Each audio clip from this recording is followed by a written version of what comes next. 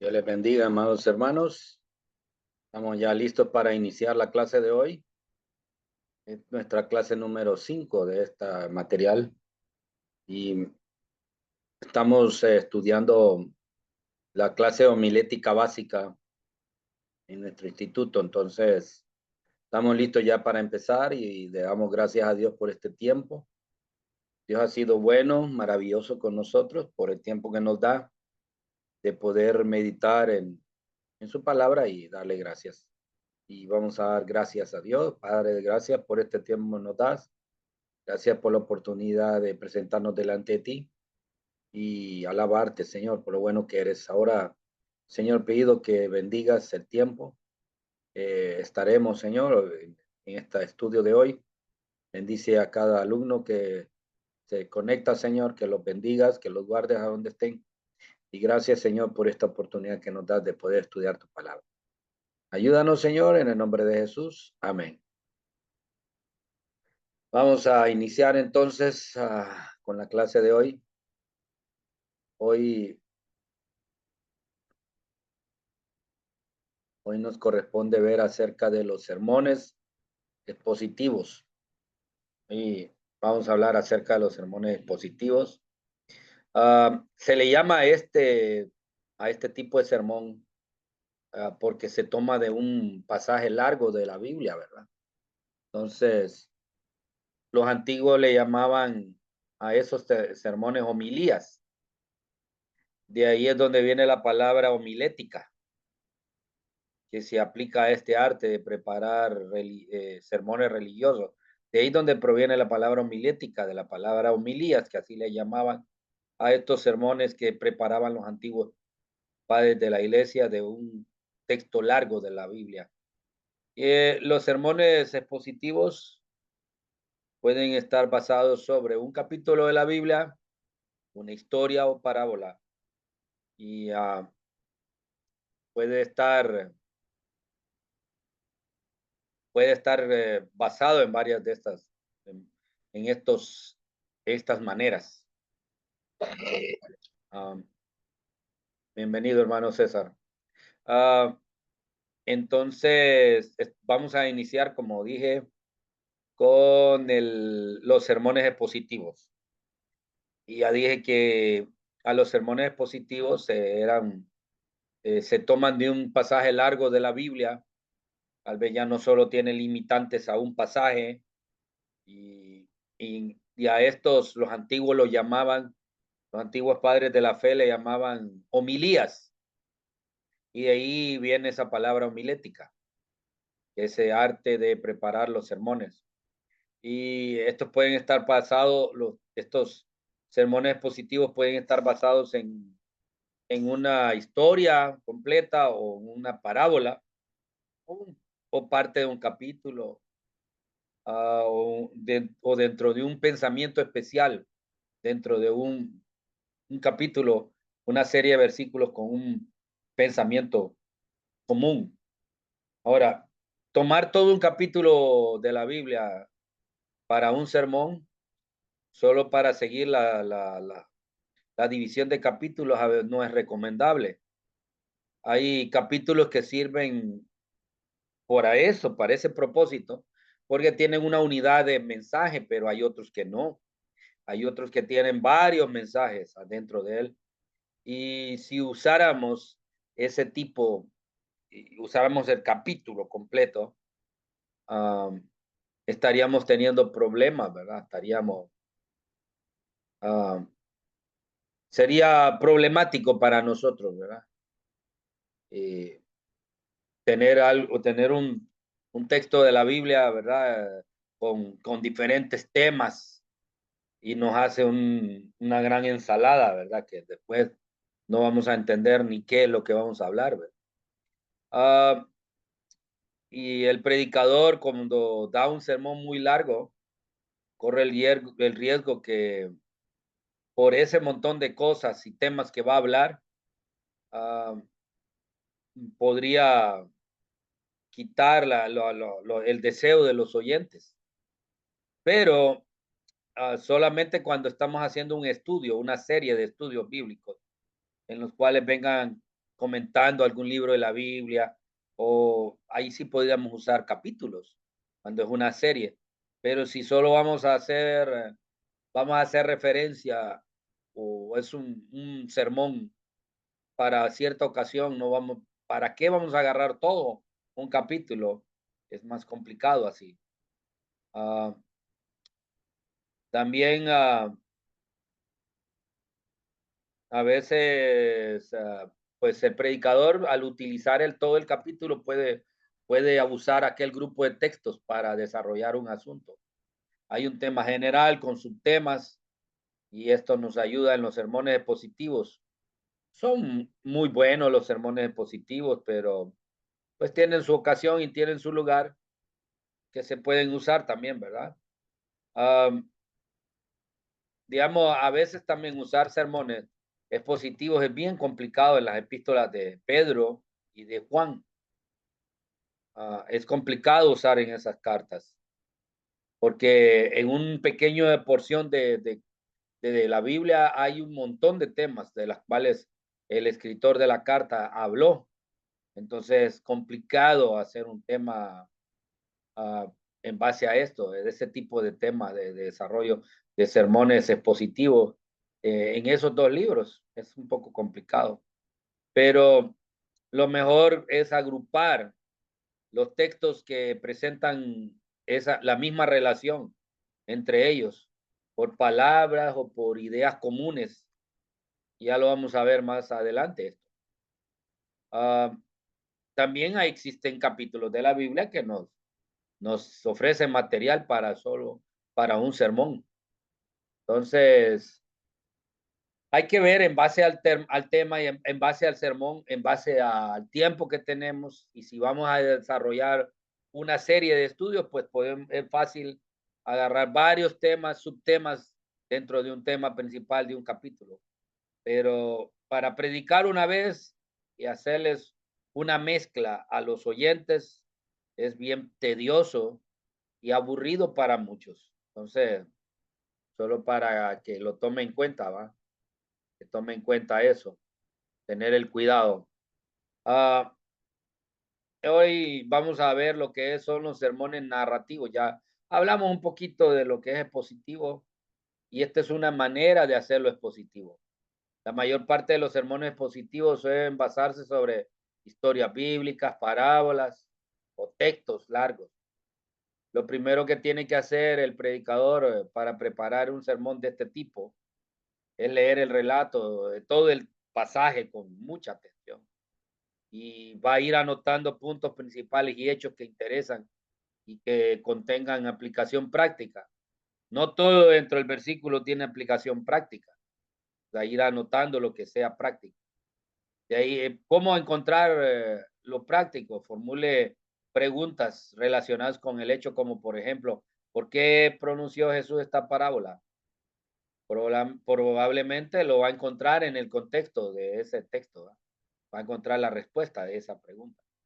¿Qué enseñanzas hay para los creyentes? Trate de aplicar esos detalles, en los detalles o en la totalidad del pasaje, las enseñanzas.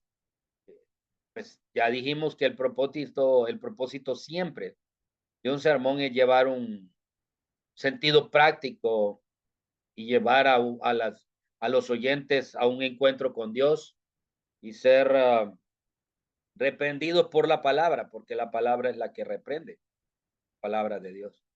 Uh, ¿Qué enseñanzas hay para los creyentes?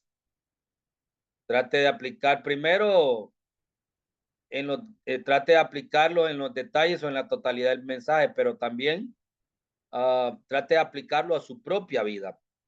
Piense primero en su vida, sus propias necesidades y ahí luego piense en las necesidades espirituales de los oyentes cuando estemos presentando ese mensaje o ese sermón. Número 2, anote palabras principales. Esto forma parte del estudio de la Biblia. Cuando estuvimos hablando de cómo estudiar la Biblia, estábamos recordando de anotar palabras principales de la narración. Y al buscar esas palabras, a veces algunas palabras son un poco complicadas de entender, entonces hay que buscarle su significado espiritual. Por ejemplo, si se trata la parábola del sembrador, van a haber palabras claves como el sembrador, semilla, terreno, espina, pedregales, aves, enemigos. Ah, pregunte y responda qué significa cada una de ellas en el área espiritual. En el caso de la parábola del sembrador, Jesús nos dio nos hizo el comentario y dio la respuesta para esa parábola, ¿verdad? Hay otras que no tienen respuesta, que solo hay una conclusión. Ah, también si es una historia del Antiguo Testamento, como por ejemplo la de Naamán el sirio, las palabras clave serían lepra, profeta, criado, rey, río Jordán, limpio, etcétera. Entonces, si tenemos aplicando el sistema de preguntas, tendremos ¿qué es la lepra? ¿Y qué representa la lepra? ¿Quién era el profeta? ¿A quién puede representar el profeta? Entonces, cada uno de esos personajes le hacemos una pregunta y junto con ella una respuesta. Y podemos preguntarnos qué aprendemos de la conducta del profeta, de la del rey, la de los criados, de la sirvienta. Con con las preguntas a la respuesta a estas preguntas, vamos a tener bastante material acumulado para un sermón.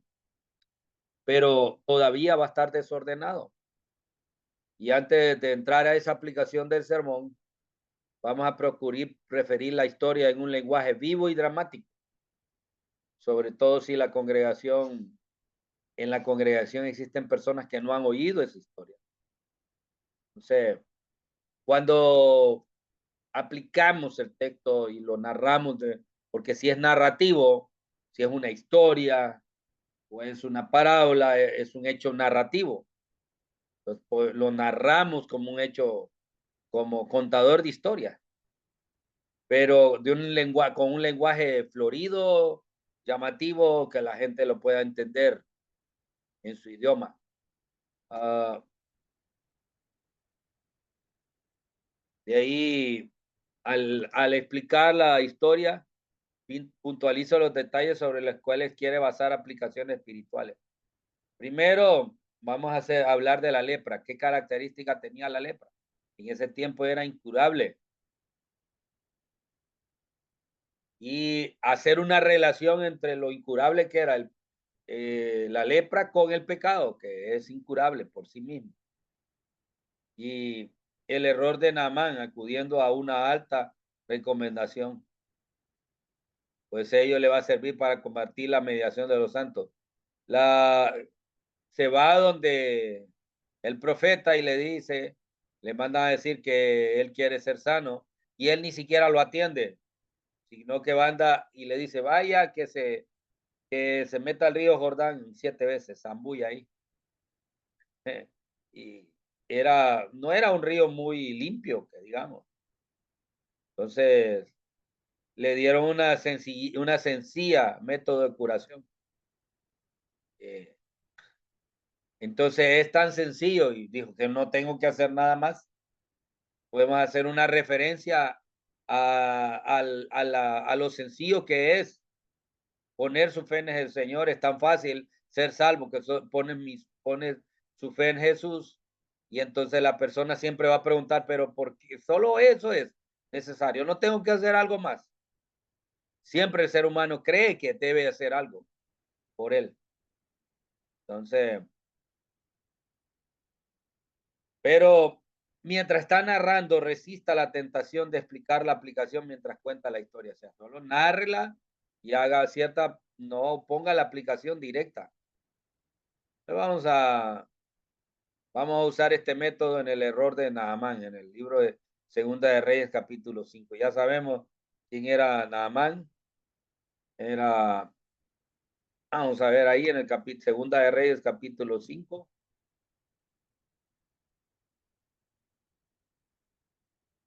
Segunda de Reyes, capítulo 5. Era ejército del rey de Siria. Era hombre importante delante del rey y lo tenían en alta estima. Y por medio de él había dado salvación Dios a Siria. Era hombre valeroso en extremo, pero leproso. Entonces él adquirió la lepra.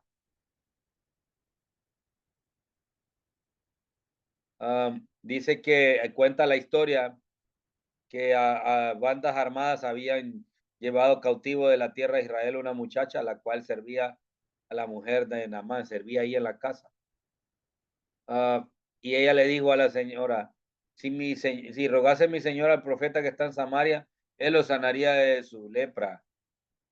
Entonces, entrando Naamán a su señor, le relató diciendo, así ha dicho una muchacha que es de la tierra de Israel, y le dijo al rey de Siria, anda, ve y yo enviaré cartas al rey de Israel. Salió pues él llevando consigo 10 talentos de plata y 6,000 piezas de oro y 10 mudas de vestido. Toman también cartas para el rey de Israel que decían así, cuando lleguen a ti estas cartas, sabe por ellas que yo envío a ti mi siervo Naamán para que lo sanes de su lepra. Entonces, cuando el rey de Israel leyó las cartas, rasgó sus vestidos y dijo, soy yo Dios que mate y dé vida para que este envíe a mí, para que sane a un hombre de su lepra. Considera ahora y ve cómo busca ocasión contra mí. Cuando Eliseo, el varón de Dios, oyó que el rey de Israel había regado sus vestidos, envió a decir al rey, ¿por qué has regado tus vestidos? Venga ahora a mí y sabrá que hay profeta en Israel. Y vino Naamán con sus caballos y con sus carros y se paró las puertas de la casa de Eliseo. Entonces Eliseo le envió un mensajero diciendo, ve y lávate 7 veces en el Jordán y tu carne se te restaurará y serás limpio. Y Naamán se fue enojado porque ni siquiera lo recibió. Diciendo aquí, yo decía para mí, saldrá él luego. Y estando en pie, invocará el nombre de Jehová su Dios, y alzará su mano y tocará el lugar y sanará la lepra. Habana y Farfar, ríos de Damasco, no son mejores que todas las aguas de Israel. Si me lavare en ellos, no seré limpio también. Y se volvió y se fue enojado. Mas sus criados le hablaron y se le acercaron y le hablaron diciendo, Padre mío, si el profeta te mandara alguna gran cosa, ¿no lo harías? ¿Cuánto más diciéndote, lávate y serás limpio?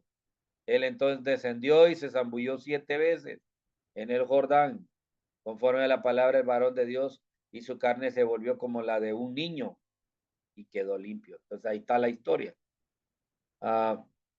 Aquí viene la terrible enfermedad del pecado. Todos lo tenemos. Está en el hombre caído y tiene un desastroso fin. ¿Cuál es el remedio sin falta o infalible? Sacrificio de Cristo, advertido por el testimonio personal y definido por los servidores de Dios. Entonces aquí hay según la historia de Naamán, ¿verdad? Métodos erróneos para conseguirlo, no es por dinero. Naamán llevó cargas de oro y plata para a darle al profeta para que lo sanara.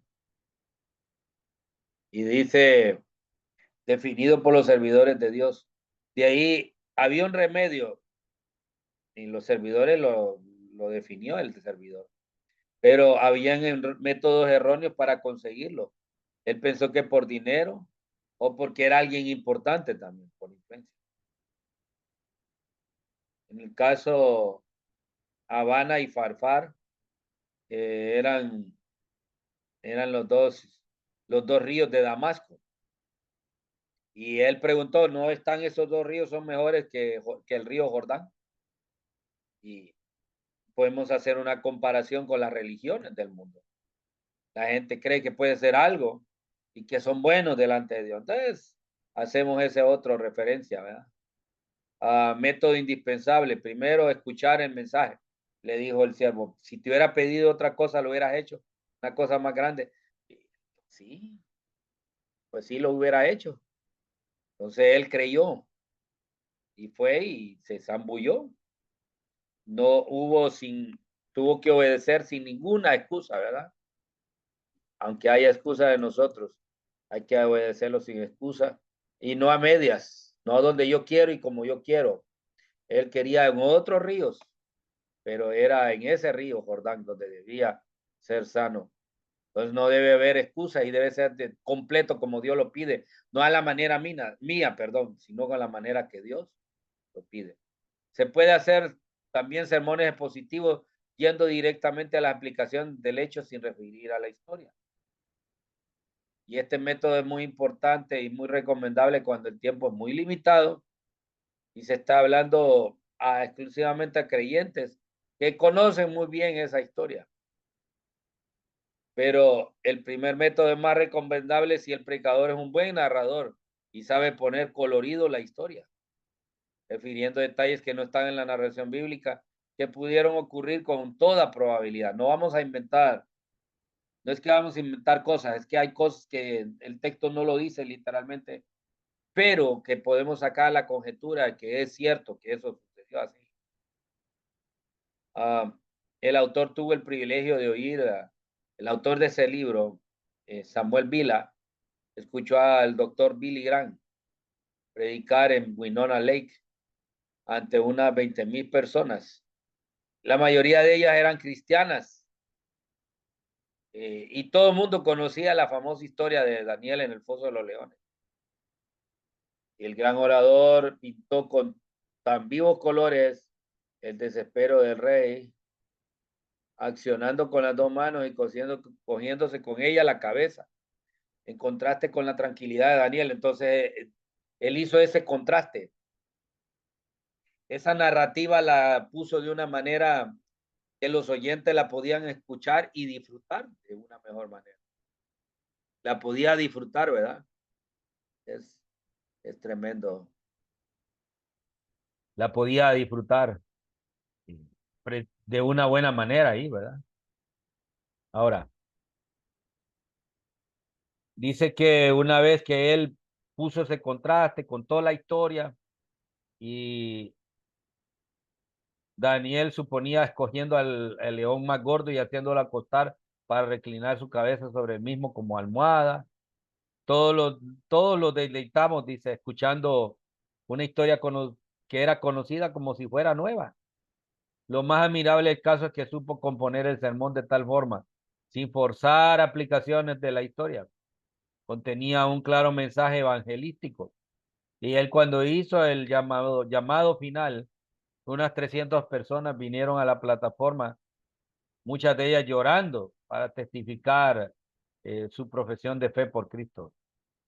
Ahora, tenemos que tener bien claro que como predicadores, y especialmente somos novatos, ¿verdad?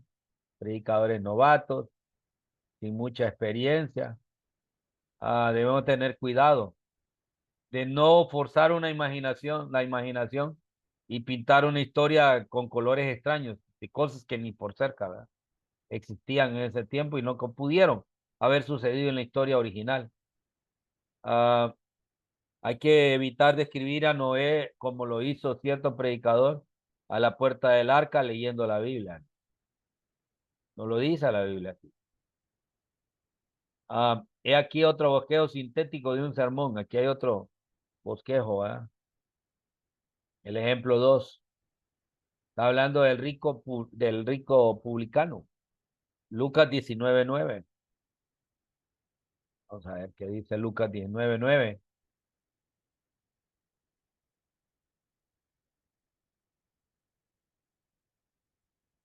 Jesús le dijo, hoy ha venido la salvación a esta casa, por cuanto él es también hijo de Dios, porque el hijo de Abraham, porque el Hijo del Hombre vino a buscar y a salvar lo que se había perdido. Estaba hablando de Zaqueo. Entonces, este es el hallazgo. ¿Cuáles eran los impedimentos que tenía? Era, era impopular porque era publicano, no lo querían. De ahí, por ser publicano, la moralidad estaba por el suelo y tenía problemas morales. Él era un pecador. Y otro problema era que era rico. Y de ahí, ¿cuáles eran las ventajas que tenía en sí? En la historia nos narran de, de este publicano que se acercó a Jesús. Ah, Tenía un gran deseo de ver a Jesús, Zaqueo. Tanto que calculó por dónde iba a pasar Jesús y se subió a un árbol porque ahí debía pasar Jesús. Para eso tuvo que hacer un gran esfuerzo para verlo. Y al final tuvo una voluntad de obedecer el mandamiento de Jesús. Jesús le ordenó algo y él lo obedeció. Dijo, bájate de ahí porque hoy es necesario que pose yo en tu casa. Entonces, él lo hizo. Había una gran voluntad de obedecer a Jesús. ¿Cuáles fueron los resultados? Una hermosa confesión, una gran y hermosa restitución y una grande verdad proclamada en el versículo 20.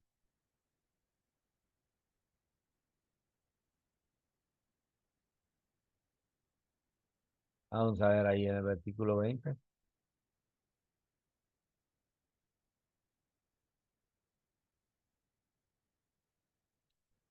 Porque el Hijo del Hombre era, creo que 10, no, es 20. Vamos a ver. Versículo 10, porque el Hijo del Hombre vino a buscar y a salvar lo que se había perdido. Entonces el versículo 10, no puede ser el 20. Ahora, hablando de este esqueleto que ya está hecho aquí, necesitaría una introducción adecuada, como lo estuvimos hablando en el capítulo 8 de este libro. El objetivo era o sea, redondeando cada punto y explicando lo que era el publicano, así como la paradoja que los asuntos humanos, la mayor dificultad es la pobreza, pero en los espirituales es la riqueza. En los asuntos físicos y terrenales del ser humano, el problema es la pobreza, pero en los espirituales es la riqueza. La parte de aplicación evangélica de los oyentes debe basarse muy bien en el último subtítulo y texto que se apoya. De esta manera el sermón va a terminar del modo propio y lógico de los sermones evangelísticos, con una invitación a los pecadores y una llamada al corazón. Entonces, es lo que nos está diciendo ese texto. Y es la manera de presentarlo. Aquí tenemos otro ejemplo, ejemplo 3. La liberación del lago cenagoso. Salmos 41 al 6. ¿Qué es el lago cenagoso? Ejemplifica al mundo. El pecado nos ha atascado nuestros pies desde nuestra infancia. Nos hundimos en acciones y palabras malas y la muerte física y espiritual nos amenaza. ¿Qué podemos hacer? Tratar de salvarnos a nosotros mismos es inútil.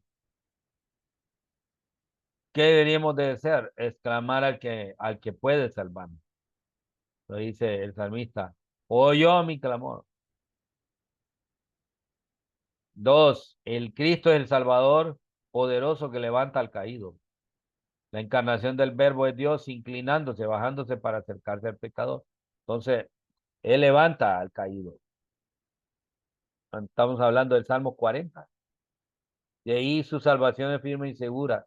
Puso mis pies sobre peña, dice el versículo 2. Y enderezó mis pasos.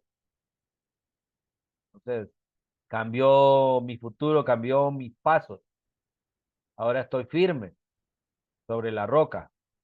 Ah, de ahí dice que el Salvador se complace en guiar a los salvados por el camino que él anduvo. Por eso dice, enderezó mis pasos. Número 5, pone en sus labios una canción nueva. La vieja era, ay, socorro. La nueva es alabanza a nuestro Dios.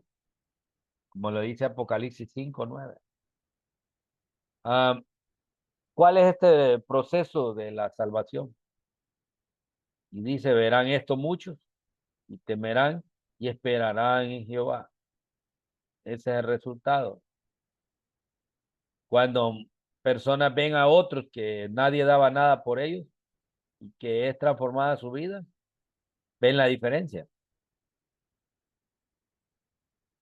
Aquí hay una imaginaria historia de un hombre hundiéndose en el cieno cenagoso. Debe ser, según este texto, solo es una ilustración y sería un pecado contra el respeto que nos merece la Biblia decir que ocurrió literalmente al rey David. Ah, evidentemente ya el autor, el que escribe este texto, tiene en vista nada más que la experiencia moral del mismo, no algo físico, no es que lo vivió físicamente. Siempre al añadir detalles de estas historias bíblicas, debemos estar haciéndolo de manera cuidadosa para distinguir lo que realmente la Biblia sí lo dice y lo que es imaginación del predicador. Nunca darse tales ideas como si fueran de la Biblia, sino que debemos distinguirlas como un probablemente o podemos suponer, es posible que podría ocurrir y nunca hacer una afirmación concreta que la Biblia no lo dice. Solo tenemos que decir, yo creo probablemente que esto sucede. Entonces, es lo que el texto nos está diciendo, ¿verdad? Ah, y es la manera de presentarlo. No sé si hay preguntas ahorita. Manuel César, hermano Manuel.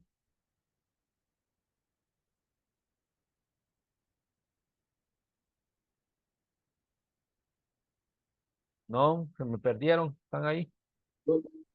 Todo bien, hermano. Seguimos. Seguimos. Ok, entonces, esta es una manera, el material lo que nos está dando es maneras de presentar un mensaje positivo, dándonos algunos consejos, ¿verdad? En textos y consejos prácticos de algunos textos, ¿verdad? De ahí vamos al método analítico, como la palabra lo dice. ah, este es el método más empleado en los sermones expositivos. Para algunos es simple, especialmente los predicadores novatos. Ah, algunos, vamos a decir así, uh, ya solo tengo 10 minutos, ok. Ah, bueno, vamos a dar 5 minutos más. Vamos a ver, ok. Ah, vamos a terminar, dar 5 minutos más para que sea 6:45 y tengamos un descanso de unos minutos, unos 10 minutos por si quieren tomar algo, comer algo, tomar algo, entonces puedan hacerlo y de ahí continuamos con la última parte. Esta semana pues estoy con un grupo, ellos salieron a otro lado y yo me quedé para la clase, pero fue una bendición estar aquí. Hoy vamos a hablar del método analítico. Ah, esto es comentar versículo por versículo. A veces lo usan los predicadores que no tienen mucho estudio y también es usado por grandes expositores de la palabra de Dios. Ah, la razón es que este método es el que permite sacar más provecho. Cuando estamos enseñando, como estamos enseñando doctrina, enseñando instrucciones de la Biblia, este es un buen método, el método analítico. Ya que se analiza, como lo dice el texto, cada frase, cada sentencia, cada palabra, y le tratamos de exprimir al texto y le sacamos consideraciones y comentarios. Entonces, nos ayuda el método analítico nos ayuda para eso. Y se le puede sacar bastante jugo. Ahora, en el caso de los predicadores sencillos, los que no tienen mucho estudio, lo encuentran pero precioso esto, según ellos, ¿verdad? Y según ellos, pues no hay que preparar sermón alguno, pero eso no es la verdad. El método analítico es un método más fuerte y que hay que estudiar mucho también. Pero algunos creen que usan ese método analítico, donde se ponen versículo por versículo y solo empiezan a meditar por cada texto que estaba leyendo. Cuando se han terminado los pensamientos referentes, se procede de un tema, se procede al otro, pero a veces se vuelve muy pesado a los oyentes. A veces hay personas que que rápidamente se aburren. Y a veces cuando el predicador es pobre de expresión y de conocimiento, vuelve tedioso a los que, vuelve cansado este tipo de sermón. Pero también bien importante y muy especial si el predicador lo sabe manejar y sabe ir de un texto al otro como es debido. Y es un método más sencillo, pero tiene su arte y sus reglas. Al exponer así la Sagrada Escritura es necesario no pasar bruscamente de un texto al siguiente, una frase a otra del mismo texto, sino que lo mejor es relacionarlos. ¿Cómo lo relacionamos? Por contraste, primero. Por ejemplo, si estamos comentando el Evangelio, diremos, el Señor nos declara en la fase anterior tal y cual cosa. Ahora nos dice esto. Hacemos una diferencia o hacemos un enlace por contraste. Contrastamos el tema anterior con el nuevo tema. Entonces, y para nos dé la entrada al nuevo tema. Eso es un método para no pasar bruscamente de un tema a otro en el texto. También a veces, ¿verdad? Le llaman por inferencia de lo no expresado. En el texto a veces hay algo no dicho, pero que se puede entender tras líneas. Entre líneas se puede entender. Y a veces estas frases se pueden ser relacionadas, especialmente cuando el predicador es un buen pensador. Primero miremos ahí, vamos a ir parar ahí para quedarnos ahí en la inferencia de lo no expresado, porque tenemos que aplicar ese versículo ahí. Entonces, vamos a parar ahí, hermanos, para volvernos a conectar. Los espero. Son las 6:45, 6:55, antes de las 7. Cuando les mande el link, pues estén pendientes. Nos vemos en unos minutos. Ok.